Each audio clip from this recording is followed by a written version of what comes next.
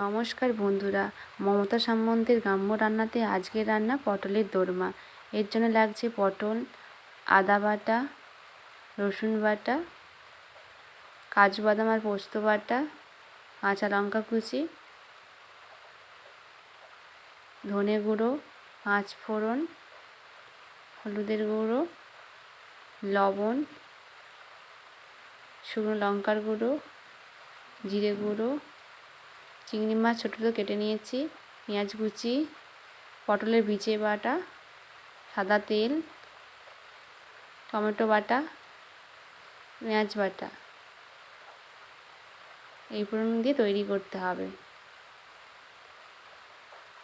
একটা পাত্রের মধ্যে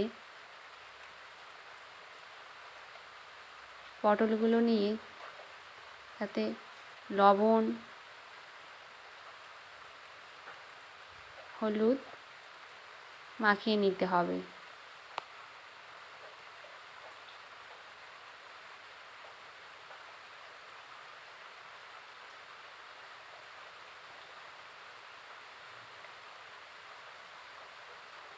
এবার কড়াইতে তেল দিয়ে দিতে হবে, সাদা তেল। এবার এর মধ্যে পটলগুলো ভেজে নিতে হবে, হালকা করে ভেজে নিতে হবে।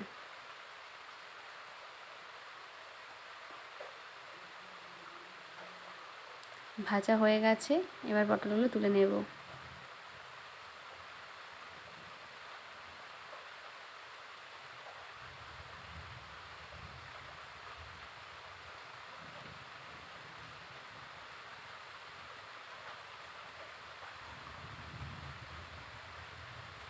এবার ওই তেলের মধ্যে পটলের টুকরোগুলো ভেজে নেব।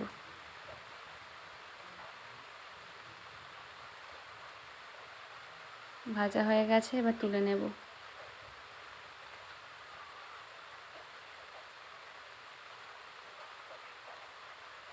ওই তেলের মধ্যে প্রথমে দিয়ে দেব চিংড়ি মাছ কুচি, পেঁয়াজ কুচি, কাঁচা লঙ্কা কুচি, লবণ, হলুদের গুঁড়ো দিয়ে ভালো করে ভেজে নেব। এবার এর মধ্যে দিয়ে দেব রসুন বাটা, আদা বাটা দিয়ে ভালো করে নেড়ে নেব।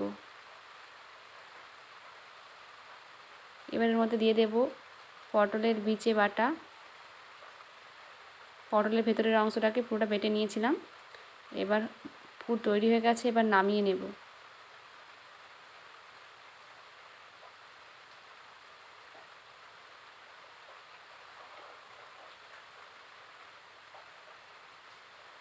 এবার পটলের মধ্যে চিংড়ি মাছের পুরটাকে ভরে নেব।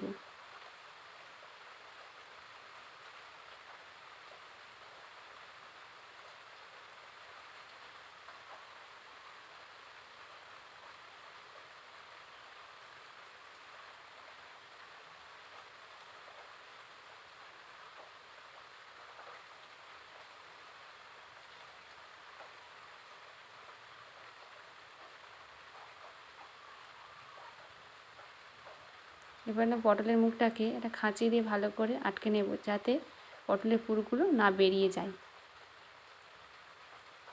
এবার কড়াইতে দিয়ে দেব সাদা তেল, 5 ফোড়ন,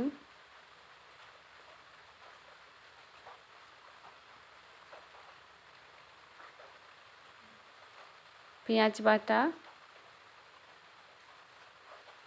দিয়ে ভালো করে একটু ভেজে নেব। এবার এর মধ্যে দিয়ে দেব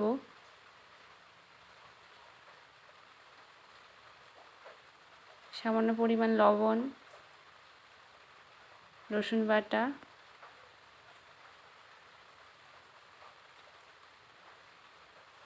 লঙ্কার গুঁড়ো, হলুদের গুঁড়ো, আদা বাটা দিয়ে ভালো করে একটু নেড়ে নেব। মশলা কষা হয়ে এসেছে, এবার এর মধ্যে দিয়ে দেব টমেটো বাটা দিয়ে আর কিছুক্ষণ ভালো করে ভেজে নেব।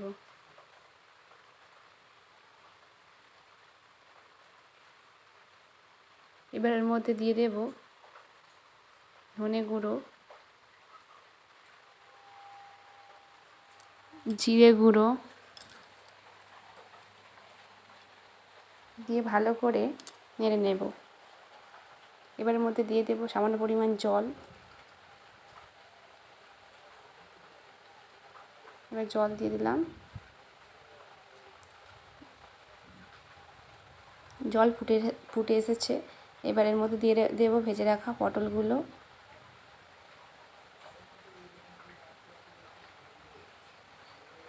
এবার এর মধ্যে দিয়ে দেব কাজু পোস্ত বাটা।